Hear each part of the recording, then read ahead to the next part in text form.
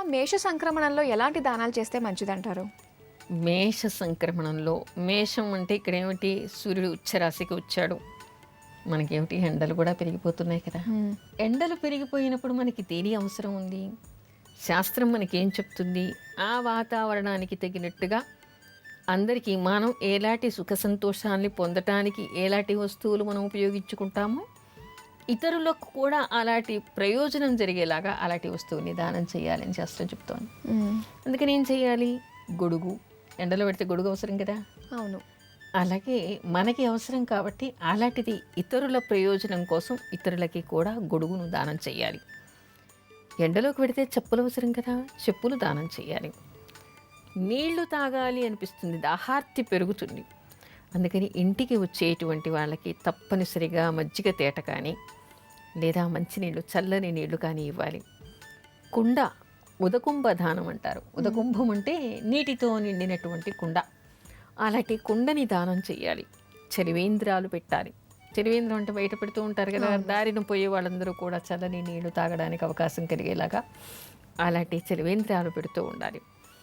అయితే చాలామంది అనుకుంటూ ఉంటారు ఇక్కడ దానం చేయటం అంటే మనుషులకి మాత్రమేనని. చెట్లకి నీళ్లు పోయటం, పశుపక్షాదుల కోసం కూడా నీళ్లు ఏర్పాటు చేయడం చాలా మంచిదని మనకి శాస్త్రం చెప్తోంది. పెరుగన్నం దానం చేయటం, తర్వాత ఈ సీజన్లో వచ్చేటువంటి మల్లె పువ్వులు, మామిడి పళ్ళు, ధాన్యాలు ఏ ఉంటాయో అలాంటివన్నీ కూడా, శాకాలు, కూరలు, కాయలు అలాంటివన్నీ కూడా దానం చేస్తే మంచిదని శాస్త్రం చెప్తోంది. అమ్మ మనకు ఒక ఉత్తరం వచ్చిందమ్మా. ఇది మనకి జర్మనీ నుంచి రాస్తున్నారు జ్యోతి గారు. అమ్మ, నామకరణం రోజు దైవనామం, మాసనామం పెట్టమంటారు. మాసనామాలు ఏమిటి, ఎలా పెట్టాలి? మాకు శుభమస్తు కార్యక్రమంలో ఒకసారి మాసనామాల గురించి తెలియజేయండి అంటూ కోరుతున్నారు. అలాగే తప్పకుండా. ఈవిడలాగే చాలామందికి సందేహాలు కలిగి ఉండొచ్చు, నేను చెప్తాను, మీరు ఎవరైనా కూడా రాసుకోవచ్చు. ఇవి మనకు తెలుగు మాసాల్ని అనుసరించి పెట్టుకోవాలి.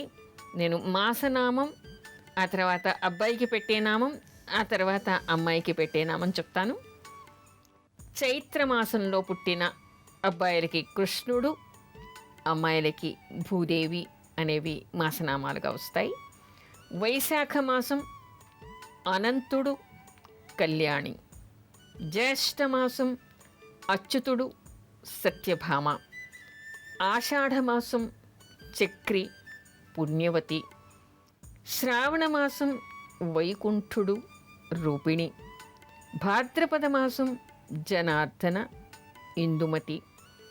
ఆశ్వేజమాసం ఉపేంద్ర, చంద్రావతి. కార్తీక మాసం యజ్ఞపురుష, లక్ష్మి. మార్గశిర మాసం వాసుదేవ, వాగ్దేవి. పుష్యమాసం హరి, పద్మావతి. మాఘమాసం గోవింద, శ్రీదేవి. పాల్గొనమాసం పుండరీకాక్ష, సావిత్రి. ఇవి వరుసగా తెలుగు మాసాలు. ఆ మాసంలో పుట్టేటువంటి అబ్బాయిలకి, ఆ తర్వాత అమ్మాయిలకి మాసనామం పెట్టుకునేటువంటి విధానం. అమ్మ, తండ్రి లేనప్పుడు లేదంటే తల్లి లేనప్పుడు మరి ఉపనయనానికి ఎవరు కూర్చోవాలంటారు? తండ్రి లేనప్పుడు, తల్లి లేనప్పుడు అంటే సాధారణంగా ఏమిటంటే ఇంట్లో పెద్ద అన్న ఉంటే అన్న, వదిన కూర్చుంటారు, లేదా పెద్దనాన్న, పెద్దమ్మ కూర్చుంటారు. అంటే తండ్రి గారి అన్న, తండ్రి గారి అన్న భార్య వాళ్ళు కూర్చుంటారు. అన్నం లేదనుకోండి, ఒకవేళ తమ్ముడు, తమ్ముడి భార్య వాళ్ళు కూర్చుంటారు. అది కాకపోతే అన్నతమ్ములు లేరు, ఒకడే కొడుకు, అలాంటి సందర్భాల్లో ఏమిటంటే వాళ్ళకి వాళ్ళ బాబాయిలు కానీ పెద్దనాన్నలు కానీ అలాంటి వాళ్ళు ఉంటారు కదా, ఆ వంశీకులు వాళ్ళు కానీ, లేదా నానమ్మ తాతగారు కానీ, అమ్మమ్మ తాతగారు కానీ, మేనమామ మేనమా భార్య కానీ వీళ్ళు కూడా కూర్చోవచ్చు. వీళ్ళెవరూ కూడా అందుబాటులో లేనటువంటి విషయంలో సగోత్రీకులని, వాళ్ళ గోత్రీకులైనటువంటి వాళ్ళని కూడా కూర్చోబెట్టి, లేదా బ్రాహ్మణ దంపతుల్ని కూర్చోబెట్టి కూడా ఉపనయనం చేసుకోవచ్చు. అమ్మాయి ప్రతి సంగీత అనే కాలర్ లైన్లో ఉన్నారు, వారితో మాట్లాడదాం. ప్రశ్న జాతకం వేరేది. హలో హలో, నమస్కారం అండి. నమస్కారం అండి. సంగీత పేరు మీద రిజిస్టర్ చేసుకున్నారు కదా? అవునండి. మీది ప్రశ్న జాతకం అండి. మీరు ఏదైతే మేడంని సందేహం అడగదలుచుకున్నారో సూటిగా స్పష్టంగా ఒకటే ప్రశ్నగా అడగండి. సరే అండి, మాట్లాడండి. అమ్మ, నా భర్తకి నా వల్ల ఏం కలిసి వస్తలేదంట పెళ్ళైన నుంచి. అయితే ఏదైనా పని నాకు ముందు చెప్తే ఆ పని జరగట్లేదంట. ఆ, ఆ, మళ్ళీ అలాగే నాకు ప్రభుత్వ ఉద్యోగం ఉందో లేదో తెలుసుకుందామని చేశానమ్మా. ఒక ప్రశ్న ఇప్పుడమ్మా ఏం చెప్పింది? ప్రశ్న సూటిగా ఒకటే ప్రశ్నగా ఉండాలి. ఉద్యోగం గురించి చెప్పండి అమ్మా. మీ ఉద్యోగం గురించా? అవునమ్మా. మీరు ప్రయత్నం చేస్తే తప్పకుండా మీకు ఉద్యోగం వచ్చే అవకాశం ఉంది. శ్రీ రాజమాతంగే నమః అనేటువంటి మంత్రాన్ని జపం చేస్తూ ఉండండి, ప్రయత్నం చేయండి, తప్పకుండా మీకు మంచి ఉద్యోగం వచ్చే అవకాశం, మీ నైపుణ్యాలకి తగినటువంటి ఉద్యోగం వచ్చే అవకాశం కనపడుతోంది. ఓకే, మరి విన్నారు కదండి, ఉద్యోగం వచ్చే అవకాశాలు కనిపిస్తున్నాయంట. మరి ఆ ప్రయత్నాలు మొదలు పెట్టండి. ఆల్ ది బెస్ట్ అండి. అమ్మ, అయితే కొంతమంది ఉపనయనం చేసేవాళ్ళు కొన్ని మాటలు వింటూ ఉన్నాం వాళ్ళ దగ్గర. ఏంటంటే చిన్నప్పుడే ఉపనయనం చేస్తే వాళ్ళకి ఏదో కీడు జరుగుతుందని, అందుకే భయపడుతున్నాము చేయకుండా ఉండడానికి అని చెప్పేసి అంటూ ఉంటారు. ఇది ఎంతవరకు నిజమంటారు? ఇది ఒక అపోహ మాత్రమే. ఎవరికైనా ఎప్పుడైనా ఎక్కడైనా ఉపనయనం చేసినప్పుడు ఆ ఇంట్లో ఎవరికైనా ఏదైనా జరగటం అనేటువంటిది తాత్కాలికమైనటువంటిది, కాకతాళీయంగా జరిగినటువంటిది. అంతే తప్ప ఉపనయనం చేయటం వల్ల వాళ్ళకి హాని జరుగుతుంది అనేటువంటిది ఏమీ లేదు.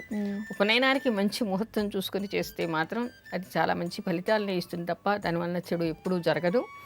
సాధారణంగా ఏమిటంటే ఇది అనవసరం కదా, ఇప్పుడేం వీళ్ళు సంధ్యావందనం చేస్తారా, గాయత్రి జపం చేస్తారా, అవసరం లేదు, పెళ్లి ముందు చేస్తే సరిపోతుంది కదా అనే భావనతో ఖర్చు కూడా అవుతుంది అనే దానికి కొంత తల్లిదండ్రులు చేయటం లేదు. పిల్లలకు ఆ విషయం తెలియదు, అర్థం కాదు, కాబట్టి వాళ్ళకి అవసరం లేదు. కానీ ఉపనయనం చేయటం వలన ఇక్కడ చాలా రకాల ప్రయోజనాలు ఉన్నాయి. ఒకటి, ఉపనయనం చేయటం వలన వాళ్ళకు ఉండేటువంటి పిల్లలకు ఉండేటువంటి దోషాలు పోతాయి, మేధస్సు పెరుగుతుంది, తేజస్సు పెరుగుతుంది, అపమృత్యు దోషాలు పోతాయి.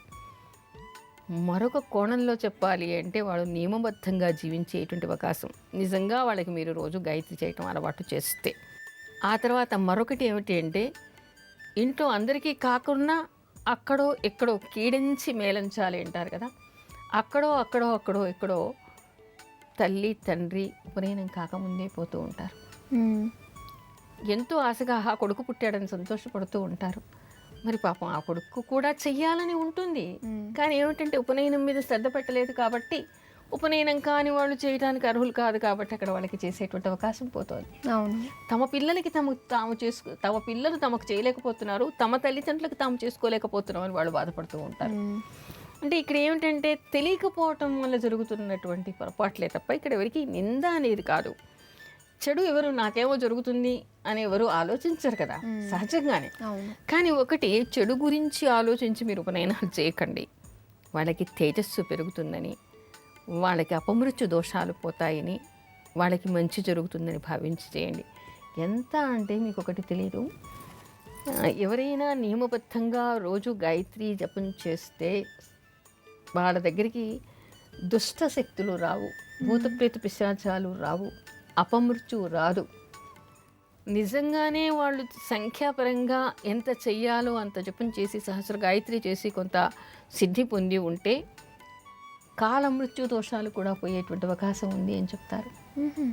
అసలు వాళ్ళ నోటి నుంచి వచ్చేది వేదవాక్కుగా ఉంటుందంటారు. అంటే నియమనిష్ఠతతో ఉండి గాయత్రి చేస్తే కానీ అంతటి శక్తివంతులు అయ్యేటువంటి అవకాశం. వాళ్ళు చేస్తారా అంటే చేసే అలవాటు తల్లిదండ్రులు చేయాలి. అంటే ఈ రోజున మా వారే చేయరండి, మా పిల్లలకేం వస్తుంది, ఈ వారు చేయకపోవడం వారి తప్పు, వారి పెద్దల తప్పు నేర్పించకపోవడం. కానీ ఇక నుంచైనా మీ పిల్లలకి కష్టపడి లక్షల రూపాయలు కట్టి, ఫీజులు కట్టి, ర్యాంకుల కోసం కష్టపడుతూ ఉన్నారు. మీ పిల్లలు వృద్ధిలోకి రావాలని నానాగచాట్లు పడుతున్నారు. వాళ్ళతో పాటు 3 గంటలకే లేచి కూర్చుంటారు. కేవలం ర్యాంకుల చదువులే కాదు, వాళ్ళకి అనేక దోషాలు పోవాలి, వాళ్ళకి తేజస్సు పెరగాలి, అపమృత్యు దోషాలు పోవాలి, వాళ్ళు సరైనటువంటి మార్గంలో నడవాలి అనేటువంటి విషయాన్ని కూడా గుర్తుపెట్టుకుని ఏ వయస్సులో శాస్త్రానుసారంగా ఏం చెయ్యాలో ఆ వయస్సులో ఆ విధంగా చేయండి. అప్పుడు దానికి సంబంధించినటువంటి ఫలితాలు, ప్రయోజనాలు వాళ్ళు పొందేటువంటి అవకాశం ఏర్పడుతుంది. అంటే ఉపనయనం అయిన వాళ్ళు ఎలాంటి నియమాలు పాటించాలంటారు? ఉపనయనం అయినటువంటి వాళ్ళు మరి విద్యార్థులు కదా వాళ్ళు.